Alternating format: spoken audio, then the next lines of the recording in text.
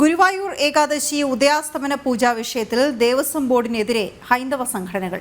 ഏകാദശി ദിവസത്തെ ഉദയാസ്തമന പൂജ മാറ്റിവെച്ചത് അംഗീകരിക്കാനാവാത്തതെന്ന് ഹിന്ദു ഐക്യവേദി സംസ്ഥാന general secretary P Sudhakaran.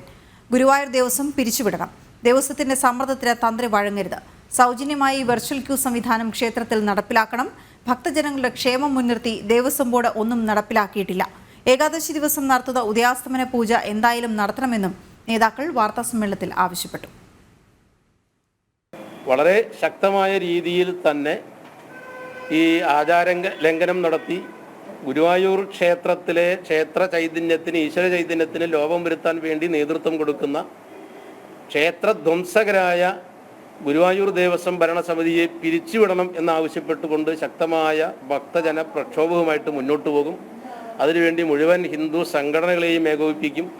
അത് കേരളത്തെ സംബന്ധിച്ചിടത്തോളം നമ്മുടെ ഓരോരുത്തരുടെയും അഭിമാന സ്തംഭമായ ലോകം മുഴുവൻ അറിയപ്പെടുന്ന ഗുരുവായൂർ ക്ഷേത്ര സങ്കേതം അത് ഒരു വിവാദ കേന്ദ്രമാകാൻ നമ്മൾ ഒരിക്കലും അനുവദിക്കുന്നില്ല.